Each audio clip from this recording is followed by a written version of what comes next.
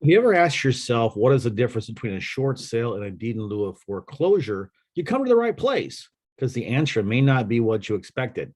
Hi, I'm Dohn Thornton. I'm called the short sale guy. I've been doing short sale investing here in Florida and now nationwide for almost 20 years.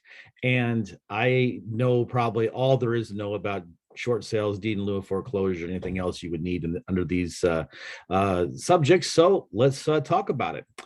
In this video, I'm going to tell you about what a short sale is. Then I'm going to explain to you what a deed in lieu of foreclosure is.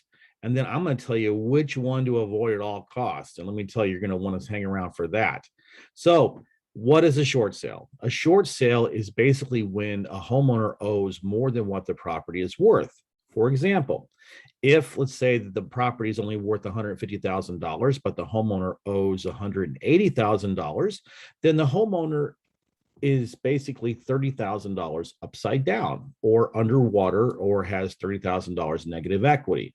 It depends on what jargon you use. I prefer upside down. That's what I grew up with. That's what I use.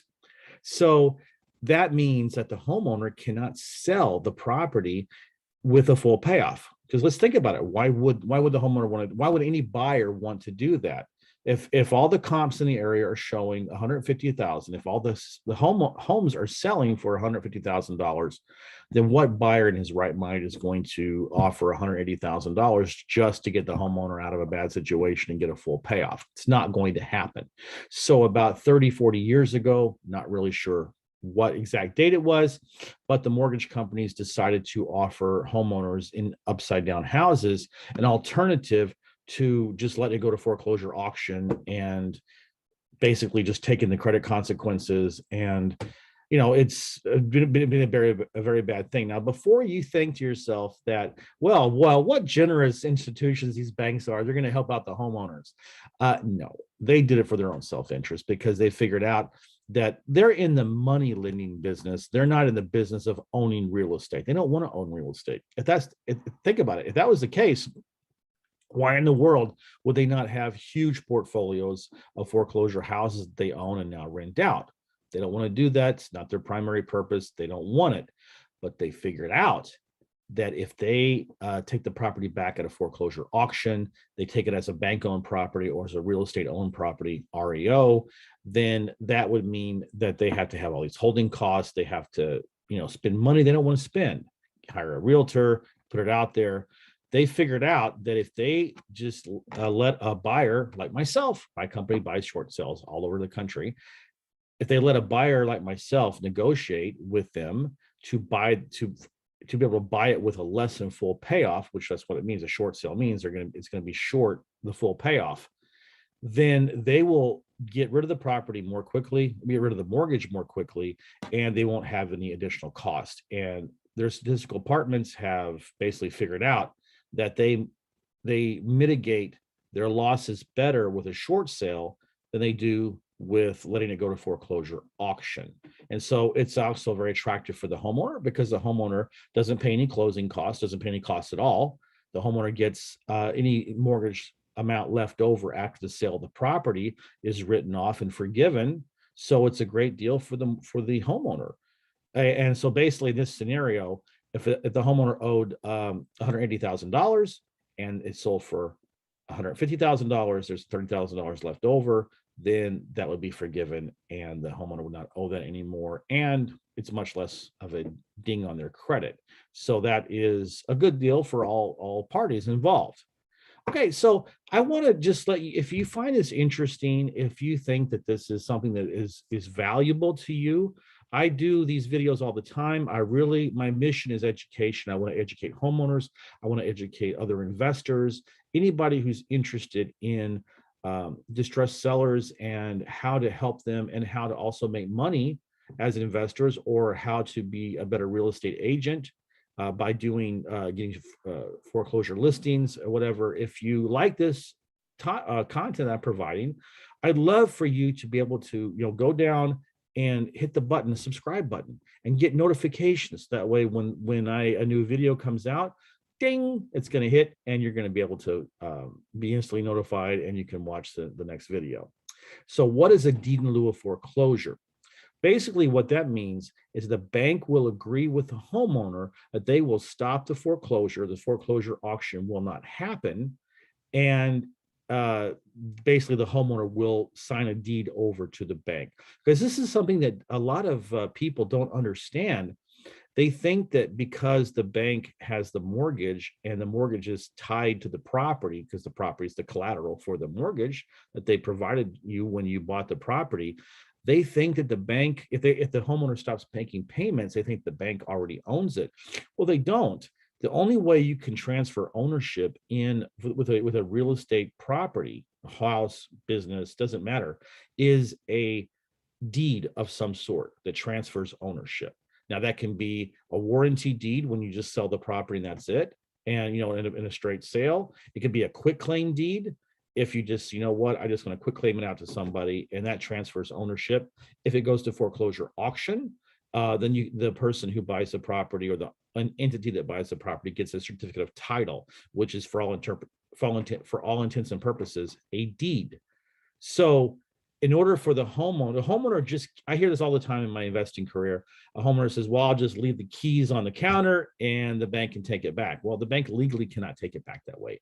You have to sign a deed of some kind for the bank or whoever you want to deed the property to get ownership of the property. That deed is then recorded with the local county recorder's office, clerk of court, whichever your state rules or laws apply. And so a deed in lieu of foreclosure is where the bank says, you give us a deed and we'll stop the foreclosure. And that's what that is. Okay. So is this, hopefully you've gained some knowledge of now what a deed in lieu of foreclosure is and what a short sale is and what the difference is between them. And I'd love it if you have any kind of comments about it, leave it down in the comments. I'd love to interact with my viewers and people who subscribe to me, because I'd love to give advice. I mean, my gosh, I teach beginning investors. I teach seminars to homeowners about what their choices are when they're approaching foreclosure, or if they're in foreclosure. Love to engage with my people. So please leave a comment down there, and I'd love to talk to you more about it. Now, here's the final thing we're going to talk about is which is better and what is the one you should avoid at all cost. And I'm gonna undo the bow here and open the present up and show you right now. Don't ever do a deed in lieu of foreclosure. Oh, it's terrible. Deed in lieu of foreclosure is the worst thing you can do. And why is that? Because it's considered a foreclosure on your credit report. I have had a mortgage license in Florida for a number of years. I can tell you that from a credit point of view, a deed in lieu of foreclosure is considered a foreclosure. So if you think you're going to get any credit advantages by doing a deed in lieu of foreclosure, you're not. It's bad. You are in jail for 7 years. 7 years. You will not be able to qualify for a conventional mortgage. And here's the even worse news. It may even be longer than 7 years. You know why? Because the mortgage, your mortgage that's in foreclosure, is not closed out officially until it's paid off, or at least partially paid off. So what's the bank going to do? They're going to get the property and they're going to throw it out.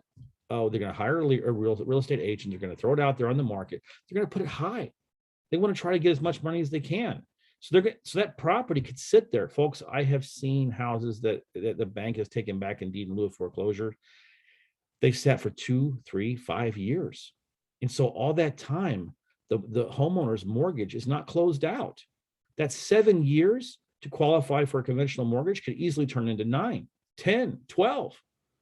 So it gives you no advantage at all. And I hear a lot of homeowners say, well, at least you're going to give me cash for keys. You're going to give me money. If I deed the property over to them, they're going to give me some money, $3,000, $5,000, and they're going to help me, to help me with my moving expenses. And I would say to you, if they're going to offer that in a deed in lieu, they're going to offer it to you in a short sale. Okay. Short sale is by far the best way to get out from under a bad situation. Why? Because you can qualify for a conventional mortgage 2 years after your short sale is closed. Second of all, it's done. It's out of your hair. You don't have to worry about the mortgage being out there zombie land for 2, 3, 5 years, like with deed in lieu of foreclosure, because once that closes and the new owner owns it, your mortgage is done. It's canceled out. Any mortgage amount that's not paid off is written off and forgiven. By far, it is the best way to get out from under a bad situation. So if you're looking at the difference between a short sale and a deed in lieu of foreclosure, I beg you, do a short sale. And you know what? My company does short sales all over the country. Now go to the description of my YouTube video below and you'll see a link, some information for homeowners. If you're in that situation, you're contemplating which should it be. Should it be a short sale or deed in lieu of foreclosure? Please reach out to me and I can talk to you and give you the best options. Also, there are some educational material that you have that I could show you in the description. Check it out. Go to my website and reach out to me. And most importantly, I want to talk to you. Okay, so reach out to me and I will call you personally. You can call me personally and we can discuss what's going on. If you are an investor or if you're a real estate agent and you want to learn more about how to work in foreclosures and short sales and so forth, I can help you. I train other investors, I train real estate agents on how to be able to work with clients, how to find these types of listings, how to find these types of clients, how to work with me to do short sales and joint venture and open up a whole new income stream for you to be able to help people out. So you're doing a good thing. You're going to make money, but you're helping people out of a bad situation. You can be the hero. And that's the most important thing. So I want to thank you again for watching this video, and I look forward to seeing you in my next one. Thank you.